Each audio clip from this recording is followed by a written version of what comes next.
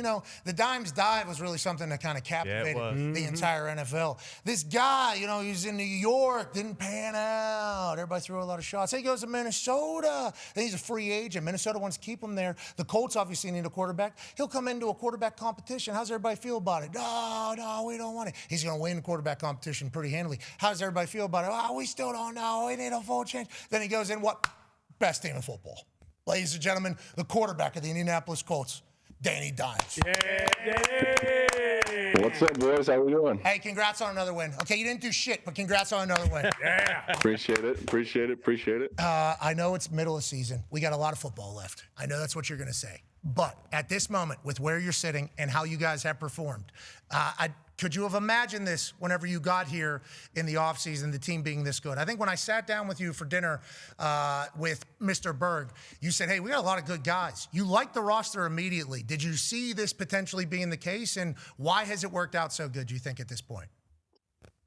I mean, it's tough to say, you know, that we were, you know, exactly how it's going to work out. I think people say, you know, we think we're good, but you never really know until you get out there and start playing. But, you know, I did. I mean, I honestly did in the spring. You look around, you're like, wow, he's really good, and he's really good, and the offensive line's really good, and coaches are good. You're like, you know, we should be we should be pretty good. And you know, we've played well, and things have gone well, but you never really know, I guess, until you get on the field. I appreciate you having my jersey in your bedroom there. It's very cool of you. Yeah, it's very, very nice of you putting me up there next to the boss man. It's an honor. We're very thankful you're an Indianapolis Colt. We're also very thankful that Jonathan Taylor is an Indianapolis Colt. Can you tell me about him and the offensive line and what this offense is doing right now? Because obviously we've seen Jonathan Taylor have massive success in the past, but right now he's ready to break history, it seems like. What's happening in that area of your offense, and why do you think it's all taking place? Yeah, I mean, I think the guys up front, for one, you know, are doing an incredible job in the run game, in the pass game too, but in the run game, opening up holes, and then I mean, he hits it, he goes, and the 3 or 4 yard runs or 7 or 8 yard runs, and then you know, he's got the home run in him too. That 80-yarder the other day was incredible. I don't know how he stayed in bounds on the sideline, hit it and rolled, but yeah, I mean, he's playing unbelievable right now. I know everybody, you know, if you watch the game, it's pretty hard to miss. He's playing unbelievable right now. Yeah, you know, being there in person, it's a lot more fun than it has been in the past. I've told you that a couple different times. Like, man, I am thankful to be a season ticket holder this year. It has been a blast in the stadium. One of my favorite things is, you know, what they decided to do during the breaks up on the Jumbotron. Celebrity Lookalike happened this past weekend, and I'll tell you what, I thought you handled the moment greatly. Indiana Jones in a place does this. Noise, please.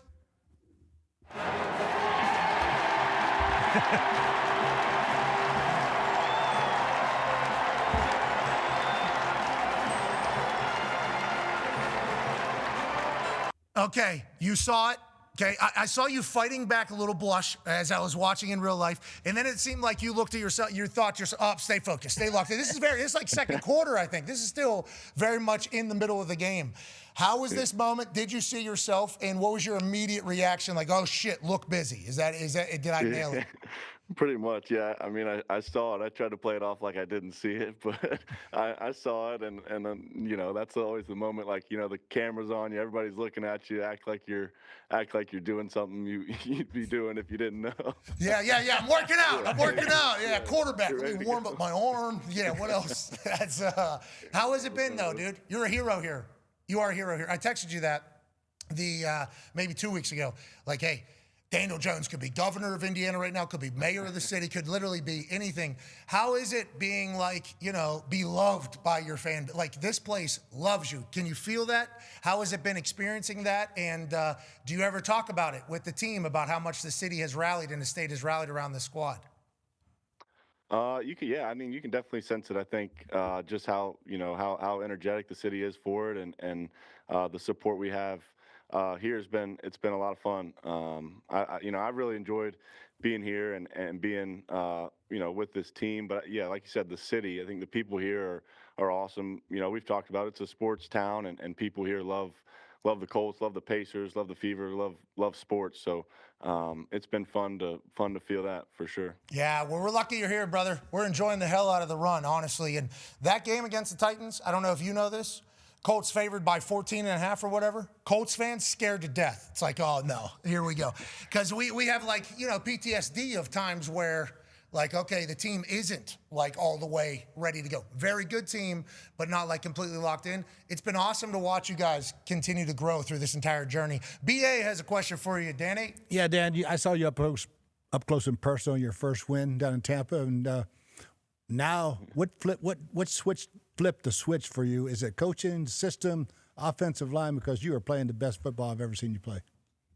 Appreciate it. I mean, I think it's all those things. I think, football, people want to make it about one guy or one thing or one play, but I think the reality is it's everything kind of working together and everybody doing what they're supposed to. It's a boring, kind of cliche take, but I honestly think that's how it works. And offensive line's played incredible.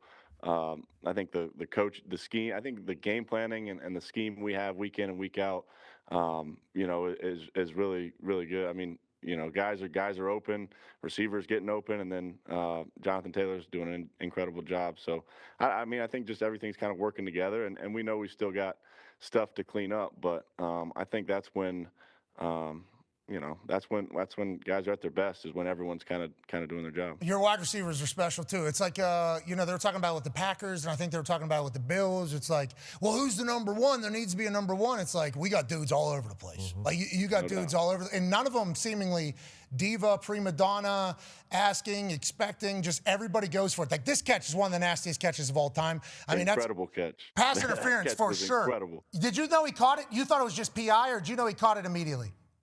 I didn't know he caught it, but I didn't see the ball come up. Like, usually you see the ball on the ground, and I was like, that ball didn't hit the ground. Did he catch that ball? Like, I don't think people realize how hard of a catch that was. Like, he's fighting off the defender. He pins it with one hand and the defender's arm in there. I mean, that's an incredible catch. Yeah, definitely pass interference. I mean, no questions asked. Everybody in there just thought PI. Okay, we got first down at the 1. I think people legitimately were like, all right, that play's over. Is Pittman okay? That's good. And then there's like a delayed roar, and he just stands up with the ball. It's like, what?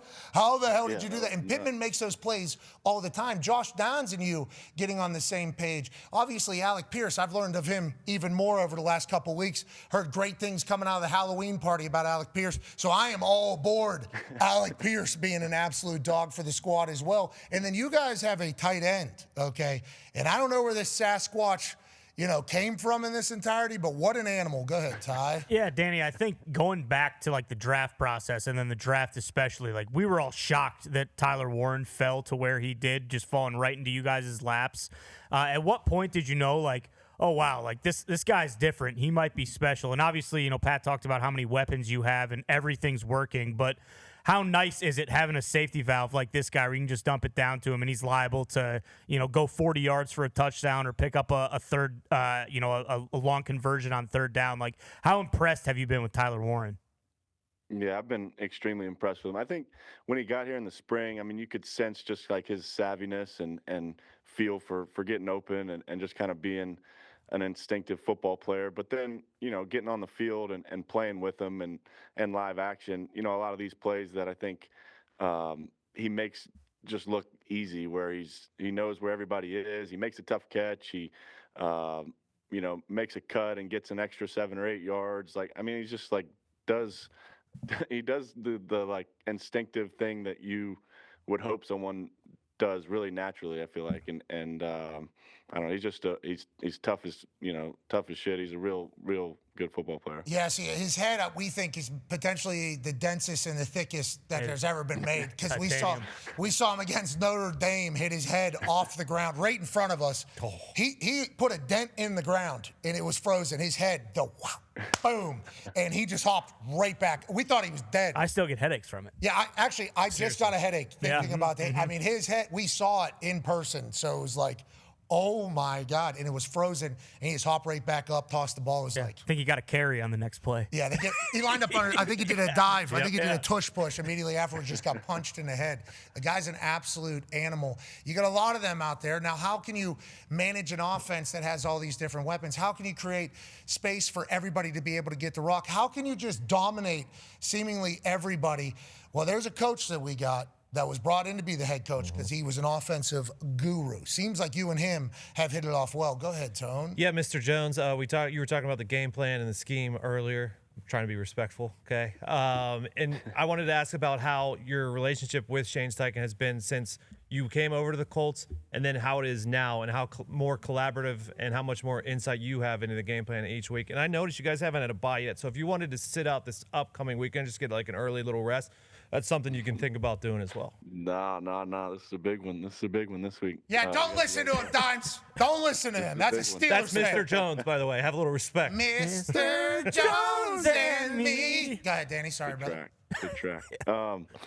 Thank you. Yeah, it's been fun working with Shane. I think in the off season and kind of through training camp, you're not doing as much game planning. You're just kind of calling plays and trying to execute, putting in the offense for the most part. But once we've gotten into the season and kind of as the weeks have gone, I think just the process throughout the week has been really good for me and the time we spend meeting, watching tape, kind of hearing from him.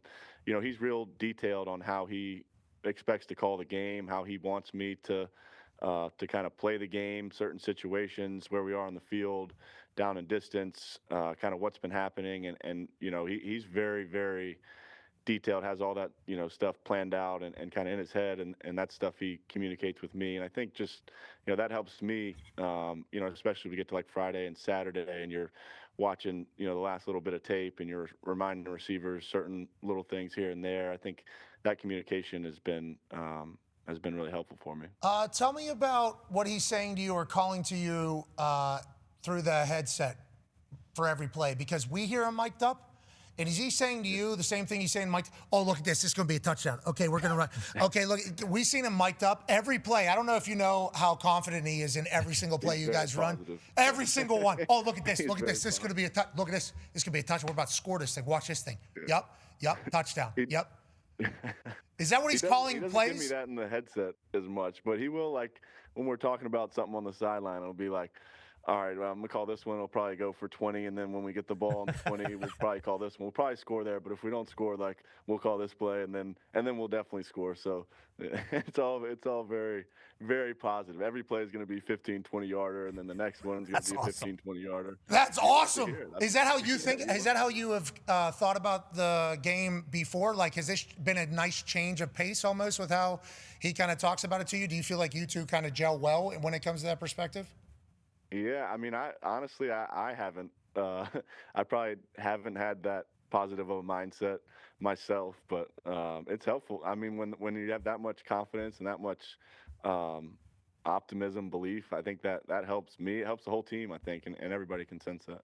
All right, we're going to do this, probably pick up 15, 20 here. It might score, honestly. I don't even know if we need this next play. And then we'll do this. I love that. That's what I'm talking about. It was always there. It was always there. Yeah. He always dressed so cool on the sideline. He always looked so cool on the sideline. Every time I talked to him, it seemed great, but then it just wasn't going as well. Gardner Minshew, we always make the playoffs. Oh, we don't make the playoffs. It's like he's been through it, too, a lot. So for him to be as positive as he is, I think he's a real testament of his mental resilience, and we're lucky to have you both. And, nope, not even gonna say it.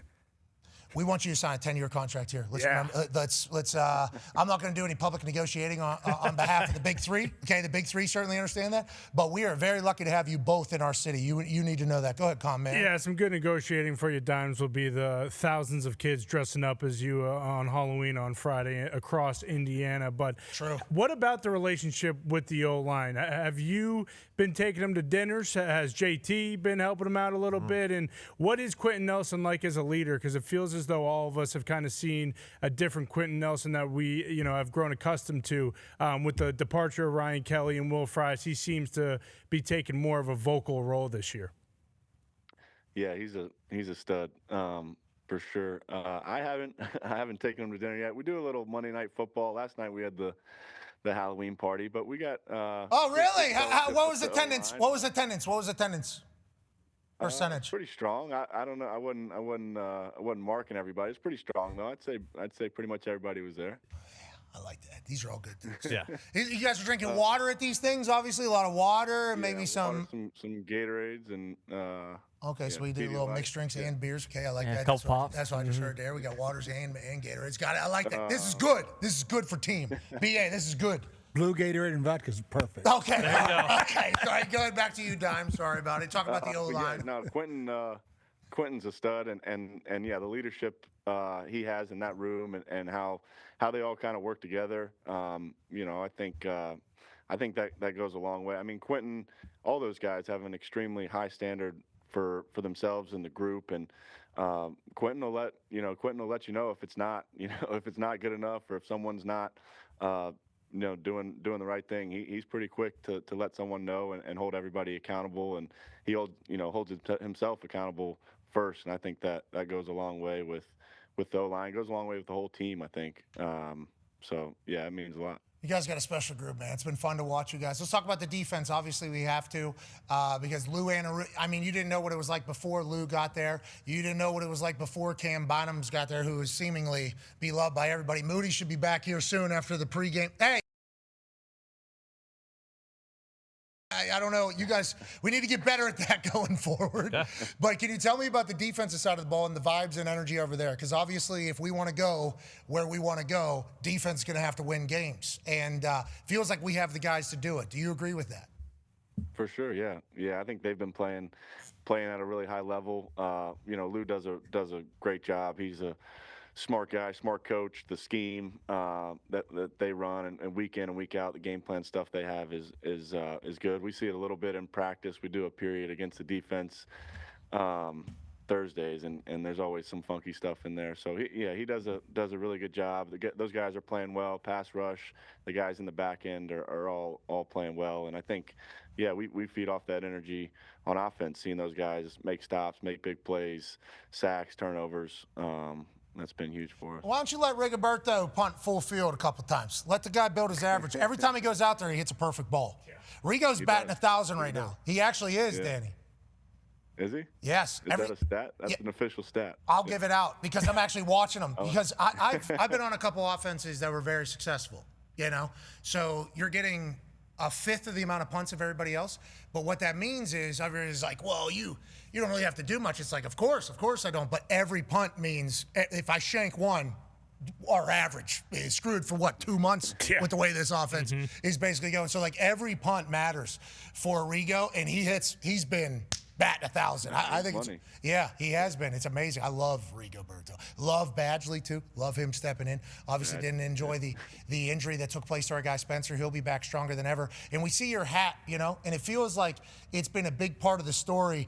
Coach BA, been with Colts multiple times, has a question for you. Yeah, I think Jim Irsay's spirit has got to have a big part of that locker room. And I see Shane does it. You do it. The picture behind you. Let him carry you guys all the way, because he will. Hell yeah. Yes, sir. Absolutely. I think, I didn't know Mr. Irsay, but just from everyone around here and the relationships he had with a lot of the players and obviously all the staff, I think you get a sense for how strong his spirit and memory still is here. So, no doubt. We love the guitar. Grove brings the guitar in, gets the pick, for the guitar. Pittman brought it in, obviously, this week. Gets the tip, okay? Then gets the touchdown. It's like, okay, let's keep this guitar around. Let's maybe 5 people walk in with this guitar. We appreciate you, man. Enjoy the rest of the season. Thank you for taking time out of your life here. Awesome. Appreciate y'all having me. Yeah, stay healthy, brother. Yeah, what's today look like? Thank y'all. What's today look like? We all watch film. Remember, we haven't done shit yet, right? This season, we haven't done anything. That's right. We haven't done. Yeah, we're about to get back in the film room. We got to see what these Steelers look like. I'll tell you. You're gonna like what you see. Oh, no. Ladies and gentlemen, Daniel Jones. Danny.